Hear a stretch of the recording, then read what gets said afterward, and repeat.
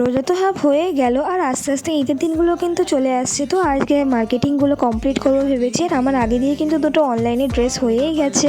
বাসে উঠে বাড়ির দিকটা দেখছি শুধু জ্যাম আর জ্যাম। তো এরকম করতে করতে পৌঁছে গেলাম নিউ মার্কেটে। দেখা হলো এত সুন্দর একটা ঘোরা। আর তারপর নিউ মার্কেটে পৌঁছে আমি কি মার্কেটটা প্রথমে ঘুরে দেখছিলাম। আর এখানে এত প্রাইস, মানে ঈদের জন্য তো দাম ছাড়ছে। আর আমি আর আমার মা দুজনে একদমই বার্গেনিংয়ে কাঁচা, তো তার জন্য বেশি কিছু করছি না। জাস্ট এখান থেকে একটা আমার বোনের জন্য ফার্সি স্যুট নিয়ে, আর তারপরে দেখো এখানে চারিদিকে শুধু ভাইরাল চুড়িটাই ঘুরছে। মানে সব দোকানে কি আছে না আছে, কাশ্মীরি চুড়িটা কিন্তু ঠিক ভালোই আছে। তারপরে এখানে আমি একটা জুতো দেখছিলাম, কিন্তু জুতো পছন্দ হচ্ছিল না। আর এখান থেকে একটা সোডা দিয়ে লেবুর জুস খেয়ে নিলাম, মানে আর কি লেবুর শরবত। এটা খেয়ে কিন্তু একটু ঠান্ডা ঠান্ডা লাগছে। এদিকে খেয়েছে আইসক্রিম, তো আমি এটাই টেস্ট করছিলাম, বেশ ভালোই লাগছিল গরমে। হাঁটতে হাঁটতে চলে গেলাম চাঁদনি মার্কেটে, মানে কোথা দিয়ে কোথায় চলে আসলাম। আর এখান থেকে একটুখানি হেঁটে চলে আসলাম মেট্রো স্টেশনে। ডাইরেক্ট শ্যামবাজারের মেট্রো ধরে শ্যামবাজারে নেমে আমরা গেছিলাম হাতিবাগানে, কারণ ওখান থেকে নিয়েছিলাম বাচ্চা কাচ্চাদের জিনিস। আমি আর আমার আর একটা বোন ওখান থেকে তো দুটো পাকিস্তানি নিয়েছে, আর আমার ছোট বোন নিয়েছে একটা ফার্সি স্যুট। তো তার জন্য বাচ্চা কাচ্চাদের জন্য চলে আসলাম হাতিবাগানে। ওখান থেকে নিলেও কি আছে, আমার এখনো কিন্তু অনলাইনে এখনো দুটো জামা পরেই আছে, ওগুলো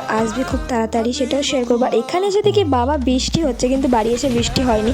আর এখান থেকে দুটো বিস্কুট খেয়ে আমরা চলে আসছিলাম হাতিবাগানের ভিতরে। সবার জন্য মার্কেট কমপ্লিট হয়ে গেলে এখান থেকে আমরা জুয়েলারি কিনি, আর তারপরে একটা রোল খেয়ে নিয়েছিলাম। কিন্তু রোলটার টেস্ট একদম পুরো বাজে, মানে শুধু মুখ নষ্টটাই হয়েছে। দেখো কোন সকালে এসছি আর এখন দেখো পুরো রাত হয়ে গেছে। সো তারপরে বাড়ি যাওয়ার পালা। তো আজকে ব্লগটা এতটা, দেখা হবে নেক্সট কোনো ব্লগে। আর আমার এরকম ব্লগ দেখার জন্য চ্যানেলটাকে ফলো অ্যান্ড সাবস্ক্রাইব করে নিও। বাই।